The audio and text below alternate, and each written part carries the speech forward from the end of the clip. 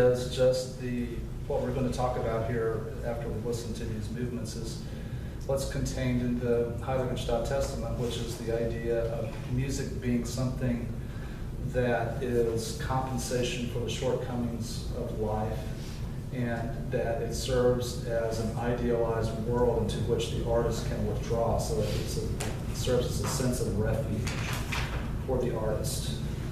So we'll put here music as compensation.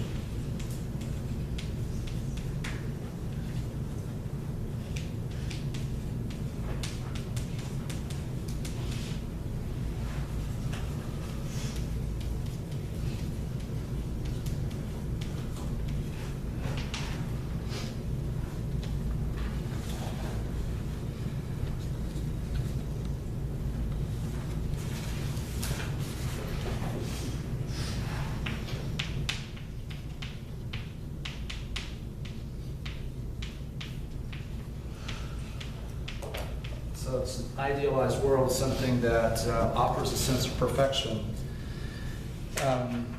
in a world that's imperfect, and that through music the artist can achieve immortality because their works live on past their own mortal lifetime. So this first movement is extremely dramatic, and it's one of the great movements in symphonic literature.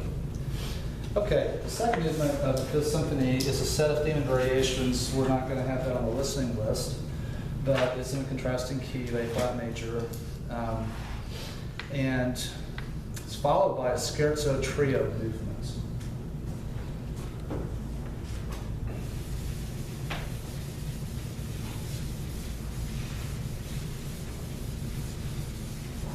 So I already said the scherzo movement is faster than the minuet and trio.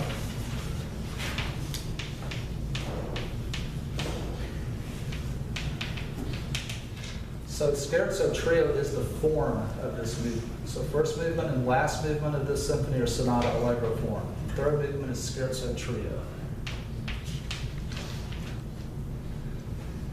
And this form is something that developed from the Baroque dances that were really popular. And it had to do with the idea of paired dances, like having in a Bach suite, you have minuet 1 and minuet 2. And that at the end of the second dance, there would be a da capo, and the first dance would be replayed. So overall, this is an ABA form. It's a ternary form. So you'll see the scherzo has its own themes, and then the trio section forms contrast and has its own themes. And at the end of the trio, then you have a da capo, which means to go back to the beginning, and then the scherzo would be replayed. So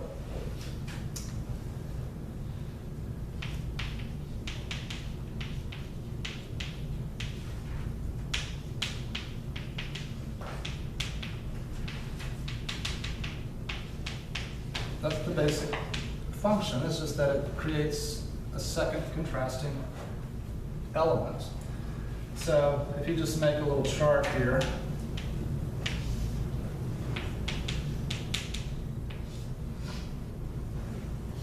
what we're going to see is that you have a contrast of key. So the scherzo's in C minor, that's the key of the symphony.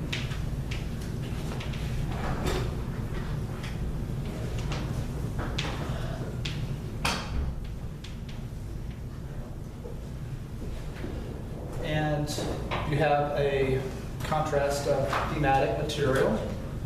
So the scherzo is going to present this motive that is sometimes described as a rocket. There was a composer in Germany, his name is Stamitz. He was a pre-classical composer, so one of the composers who first started to write symphonies before Haydn and Mozart. And he was really famous for writing these themes that would be ascending arpeggios. And so you would have this idea.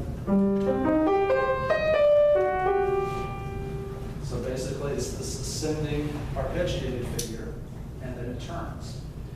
And that is going to be contrasted then with the return to fate motive. So you hear, so you basically hear that 3 short notes and a long note. And that's played forte against the rocket theme that's piano. So you have a lot of contrast in this opening scherzo. So we'll put your contrasting themes.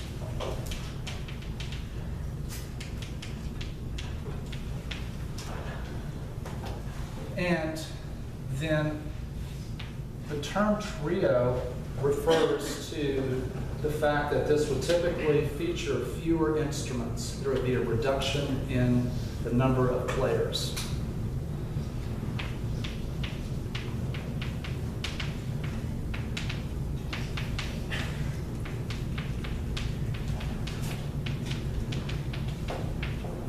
So this has to do with a texture issue.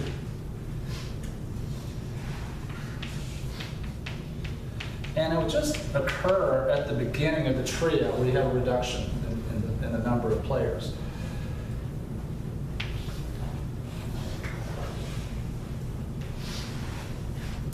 And then another textural issue has to do with the fact that the scherzo is homophonic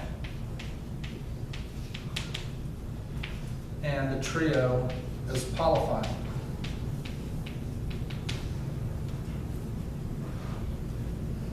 So if you look at the score of the first movement, you'll see, if you just turn to the first page, that you have separate parts written for the cello and the bass.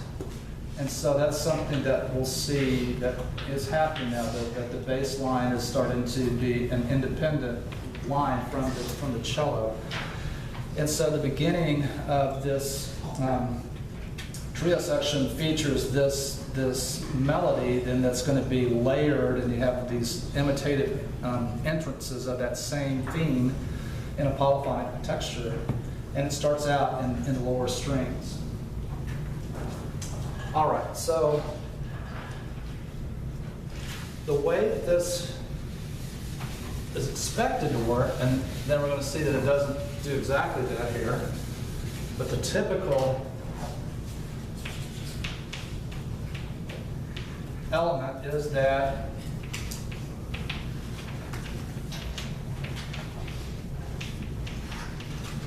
you have the scherzo that will have this theme that will be rather short, maybe 16 measures long, something like that.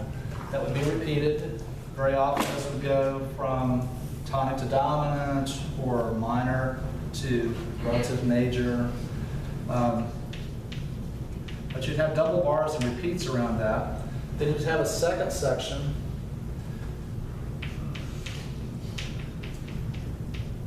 And then a third section, which would bring back the opening section. So these would be related in theme and key. The big difference is that this last part wouldn't modulate, it would cadence on time, because that's going to be what ends the movement when you have the da capo. So you just have this little 3-part plan, and then the trio would change keys, would have different texture, have different themes, and it would have the same basic design.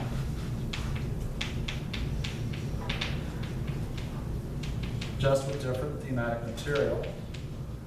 But part 3 always is bringing back part 1. And then you expect the composer to write da capo. And what would happen, the performance practice of this then is the scherzo would be replayed, but on the da capo, the players won't take the repeats. They'll do the da capo without repeats. So, in this particular movement, though, Beethoven just kind of writes everything out, and so you don't have the expected repeats. And instead of having a da capo,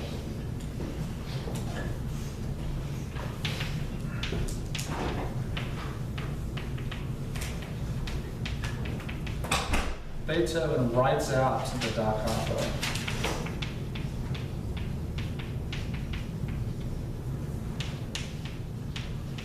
And since he does that, there has to be a reason why he does that, why he did that. And the reason is that he reorchestrates it and he changes the character of it. And he also links it with the fourth movement. So you don't have any break between the end of the third movement and the beginning of the fourth movement. It's elided into the fourth movement.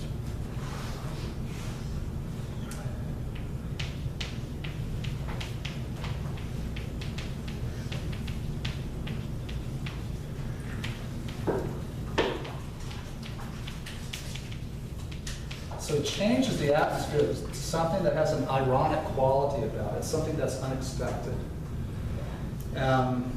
And he writes in his score that it's to be pianissimo and for the strings to play pizzicato.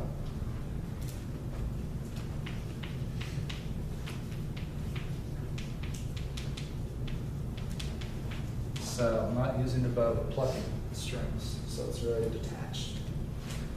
And this then leads to a transitional passage that then brings in the last movement.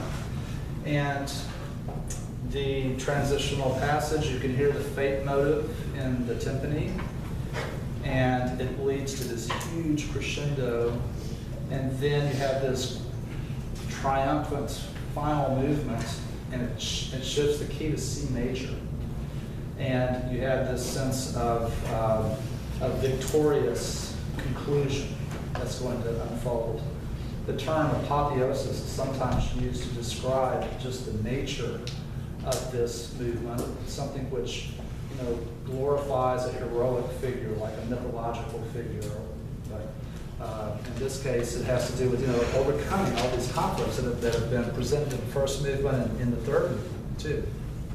So we'll put here that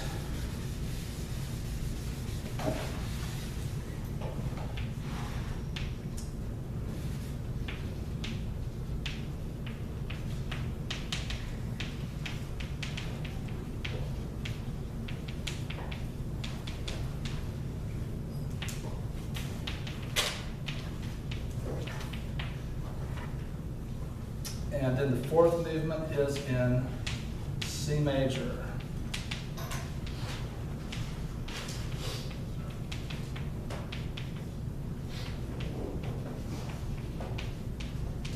So it has a heroic, triumphant conclusion.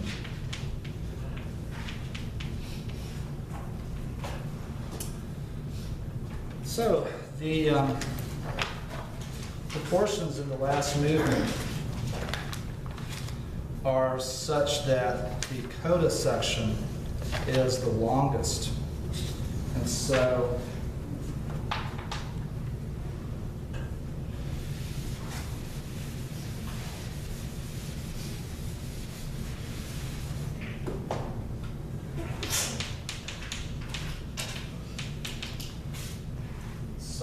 exposition 86. Development is 121, so you can see how much longer that is in the exposition. The recap is 87. And then the coda is 150 measures long. And so the coda, the last movement, serves like it's the coda for the entire symphony. And it's almost excessive, the number of 5/1 cadences that Beethoven uses at the end. It's like he doesn't want to let go. So when you hear that, it'll bring a smile to your face. All right, so this last movement then presents these new instruments, a piccolo, contrabassoon, and trombones. And the B theme is in the key that you expect, so it's in G major. The B theme is based on the fate motive, 3 short notes and a long note.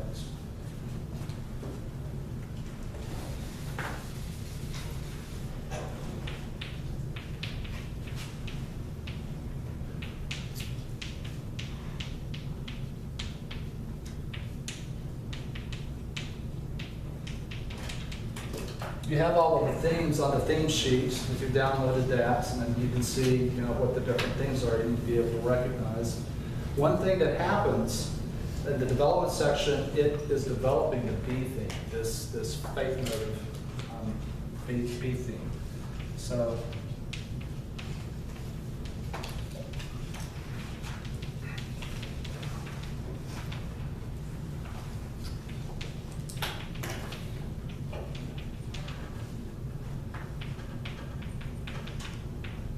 but then at the very end of the development, when you're expecting, then have the recap, everything stops, and Beethoven brings back the fate motive as you heard it in the written out da capo of the third movement, when it's pianissimo pizzicato. And that, which the first time that you heard it in that scherzo movement, it then led to that transition that then linked to the last movement. He goes through an abbreviated process of that. So you had that same huge dramatic buildup again to the recap. So let's put here end of development.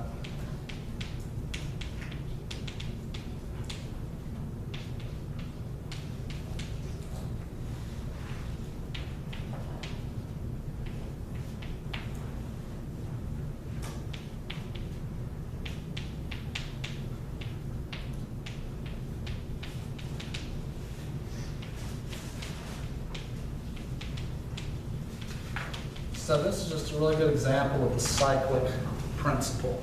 So you should be able to describe the cyclic principle and how Beethoven uses that in this symphony. So basically what I would be looking for would be something that you can state that the opening four-note motive returns at each movement.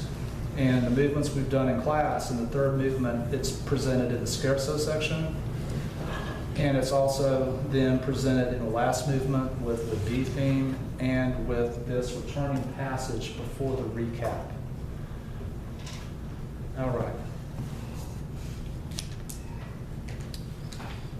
So, pass those swords across.